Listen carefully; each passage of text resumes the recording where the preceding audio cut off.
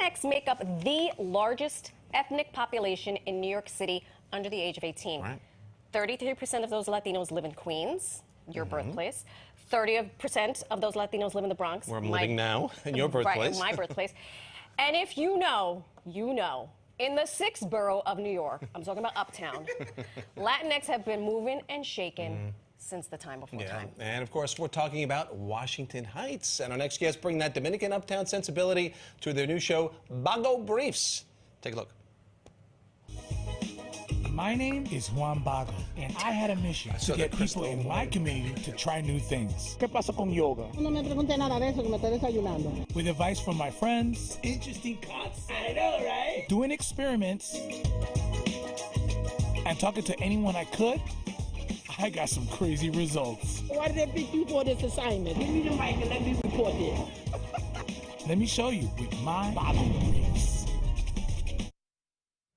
Oh my gosh, a big buenos dias to Michael Diaz and Anthony Palmini, the brains and the face of Bago Briefs. Welcome, welcome. How was that workout?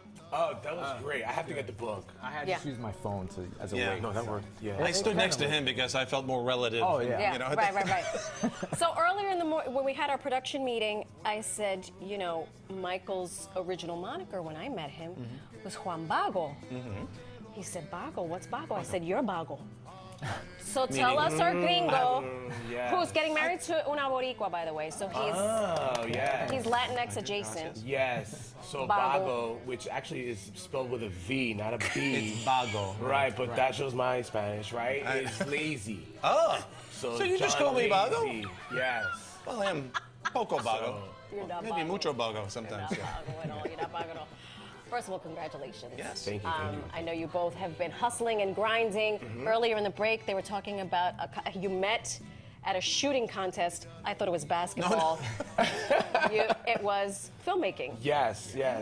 We met through a mutual friend, and there's a contest where you submit like a subject, and then you have to shoot the actual short film in 24 hours.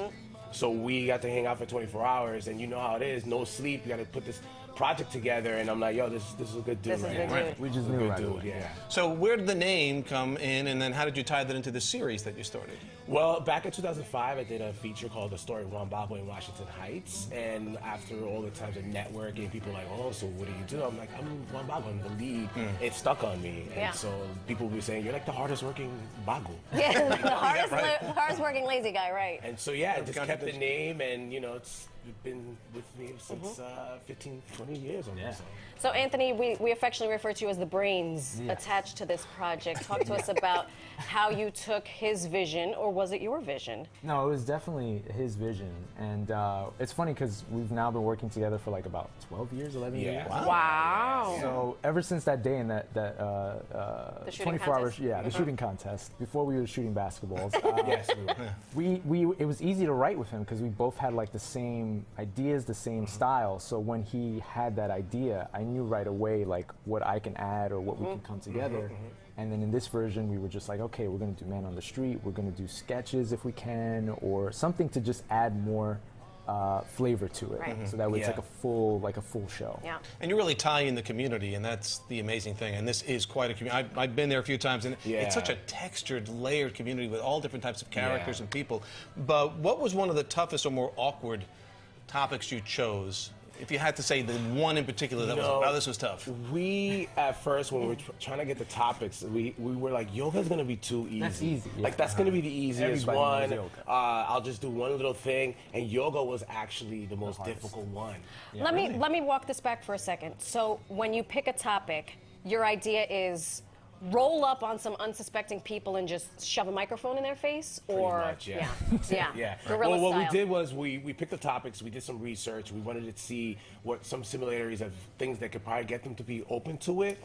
And so when we did crypto and metaverse, we knew it was going to be a little foreign and it would be more fun to kind of get them to get some answers. But with the yoga one, we were like, yo, yoga's been out for so long, it would be easy. And that was the biggest pushback, because it was like, I guess they interpret it like as if it's a religion or something. some other Right. stuff, and they're like, no, Jesus is my yoga. Right. Ándale. Well, I noticed throughout that that's a common thing that happened throughout in that community because they are very strong in their religion, obviously. Yes. So when you did the show on crystals and Cristo, it's like they couldn't figure out. Are you talking about Jesus? Or are you talking about Jesucristo or Yeah, Cristal? because Chris. And then you With a had a vodka? picture. Tell us about the picture. So what we did, we wanted, so in the ministry we had like different segments, and in the last one we were like, all right, we need to do marketing. We need to figure something that can kind of get them to be like, okay, I'm open to it. So in that part we have Jesus holding up crystals. The crystal. So I'm holding up the sign and I'm like, hey, are you crystals? And she's like, no.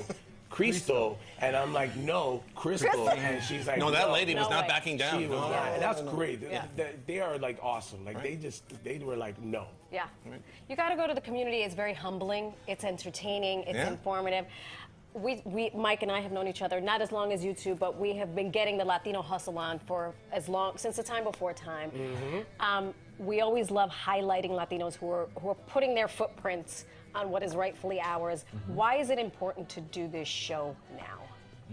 I mean, I think we have to like get the best images of us. I think that, and especially with our community, there are so many great, rich stories out there, and there's so many characters out there. And I think with comedy, you could send a message like how Bago's Brief is, and have the message, and also really highlight stuff in our community. In a I think it's so positive way. important. In a Yeah, positive way. absolutely. And I think what I had looked at it, and I think it really did show that reflection in a positive way. So what's next for you guys? What's in the future? Anything planned? Washington was great. Bring Bago Briefs to City Field. Oh, wow. You know, I think like a producer. That's- We'll talk. I like that. I like Because that. it is. I told Samina, Oh, who that is would be also a great. Mets Yeah. fan, Yes. it is my goal to have more Puerto Ricans on the New York Mets than any other team in MLB. Yes. So, Yes. para que tú sepa. Make it part of the whole team. Yeah, All part exactly. of the team. There you go. Yeah. I think that could work. Thank you both so much. Thank you. Guys, appreciate it. Congratulations. Keep up the great work. Continued Awesome. Yeah, thank success. Check out Bago Briefs. Yes. You can catch all the episodes at LatinoRebels.com. All right.